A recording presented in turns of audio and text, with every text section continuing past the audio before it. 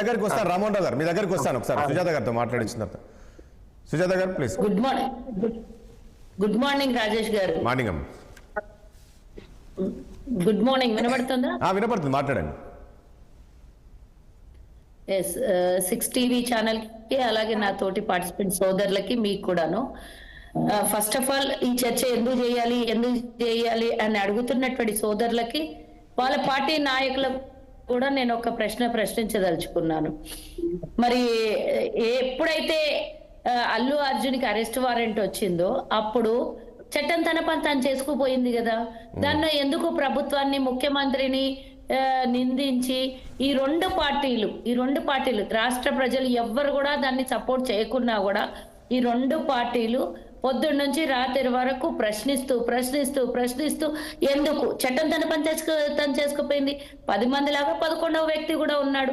ఆ 10 మందితో పాటు అల్లు అర్జున్ ని చూడకుండా ఇంత పెద్ద సెలబ్రిటీ, ఇంత పెద్ద నేషనల్ అవార్డు, ఇంత పెద్ద సినీ పరిశ్రమ ఇవన్నీ మాట్లాడింది ఎవరండి?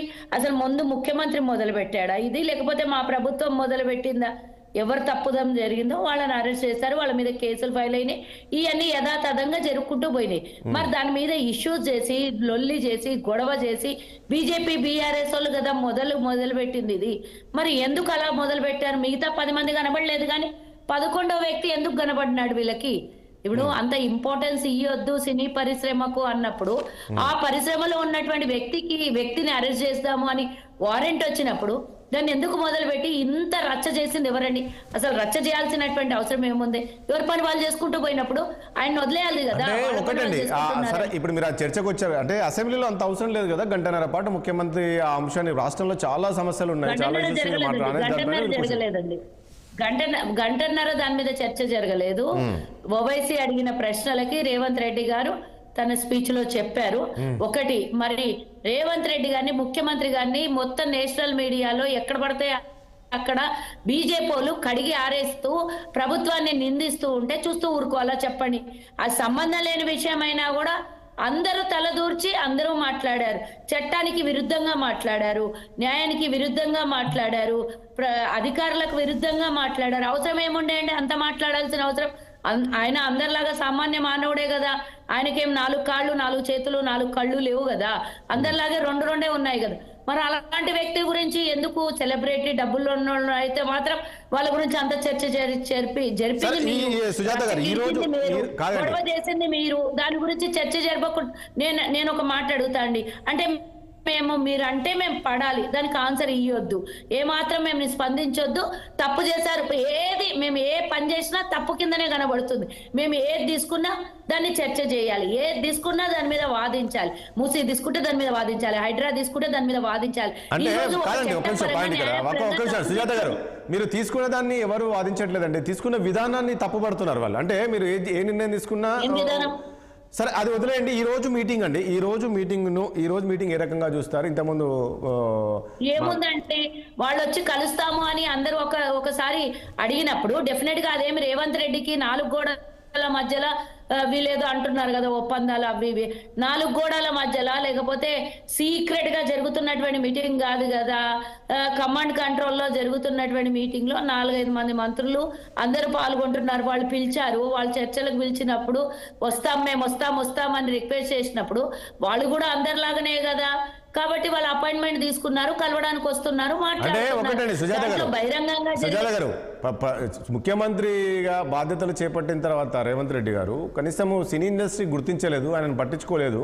సో అది మనసులో పెట్టుకొని రోజు చేశారు. సో మొత్తానికి ఆయన పంతాన్ని నెగ్గించుకున్నారు. ఈ రోజు సినీ ఇండస్ట్రీ ఆయన కలవడానికి వస్తున్నారు అని చెప్పేసి అది అనుకూలంగా మార్చుకొని మాట్లాడుడేనా? సినీ ఇండస్ట్రీ రాలేదు, పట్టించుకోలేదు అంటే రేవంత్ రెడ్డి గారు వాళ్ళని ఎందుకు పట్టించుకుంటారండి? వాళ్ళు పట్టించుకోకపోయినా ప్రజాపాలన నడుస్తుంది. వాళ్ళతో ఏమన్నా ప్రభుత్వం నడుస్తుందా? వాళ్ళతో ఏమన్నా రేవంత్ రెడ్డి గారికి గుర్తింపు వస్తుందా? ఈరోజు వాళ్ళకి సెలబ్రిటీలకు కొంతమంది గుర్తుపట్టవచ్చు, కానీ రాష్ట్ర ముఖ్యమంత్రి 4 కోట్ల మంది ప్రజలు గుర్తుపడతారు. అది చాలు కదా. వేరే వాళ్ళు ఎవరో గుర్తించాలి, వాళ్ళ ఉనికి కాపాడుకోవాలి అనే అవసరం రేవంత్ రెడ్డి గారికి కానీ మా ప్రభుత్వం కానీ అవసరం లేదు. వీళ్ళు చిలికి గాలివాన చేసి దాన్ని పెద్దది చేసి దానికి మీరు అన్నయ్యన్ని పడి మేము ఆన్సర్ చెప్పకుండా కామ్గా కూర్చోవడానికి మీరు అంటే పడ్డానికి మేమేం తప్పు చేయలేదు కదా. ఓకే. ప్రజలు అధికారము ప్రజాపాలన నడుస్తున్నప్పుడు ఒక్కళ్ళకి ఏ శిక్ష ఉంటుందో ఇంకొకళ్ళకి కూడా తప్పు చేసిన వాళ్ళకి అదే ఒకటి శిక్ష సుజాత ఉంటుంది. గారు. మీరెందుకు నేను అడుగుతున్నాను రాజేష్ గారు, వీళ్ళు ఎందుకు స్పెసిఫిక్ గా అల్లు అర్జున్ కి అంత ఫేవర్ చేశారు? నేను అడిగేదానికి ఒక్కదానికి ఆన్సర్ ఇప్పటి వరకు వీళ్ళ దగ్గర రాలేదు. కేవలం celebrity, national award, Allu Arjun కి పనిష్మెంట్ అయిందంటే అక్కడ హైడ్రా వల్ల చనిపోయిన వాళ్ళకి పనిష్మెంట్ ఇచ్చారా, లేదా మూసీ వల్ల జరుగుతున్నటువంటి అన్యాయాన్ని, అసలు ఏ సబ్జెక్ట్ ఉన్నప్పుడు ఆ సబ్జెక్టు గురించి మాట్లాడాలి. మీరు మూసీ నది గురించి మాట్లాడినప్పుడు మేము చర్చలకు సిద్ధం లేకుంటున్నా, లేకపోతే హైడ్రా గురించి మాట్లాడినప్పుడు మేము చర్చలు చేయలేదా? మీరు ఏమడిగినా దానికి సమాధానం, ఏమడిగినా కూడా అక్కడ జరిగిన వాస్తవాలని మీ ముందు ఉంచాము, ప్రజల ముందు ఉంచాము. ఏ చర్చకు ఆ చర్చనే, కానీ అన్ని చర్చల్ని ఇంకో చర్చ దగ్గర తీసుకొని వచ్చి మాట్లాడడం కాదు కదా. ఏ సబ్జెక్ట్ ఆ సబ్జెక్టే కదా. ఇప్పుడు ఈ సబ్జెక్ట్ ని ఇంకో దాంట్లో కలిపి ఇంకో సబ్జెక్ట్ ని ఇందులో తీసుకొని వచ్చి మీరు అడిగిన ప్రశ్నలకే మేము సమాధానం ఇచ్చాము. మేము కాముగా ఉండి ఇప్పుడు 10 మంది అరెస్ట్ అయిన రోజు వచ్చినటువంటి లొల్లి లేదు, కానీ ఎప్పుడైతే అల్లు అర్జున్ అరెస్ట్ అయిందో ఆ రోజు నుంచి వీళ్ళు కదా లొల్లి చేసింది.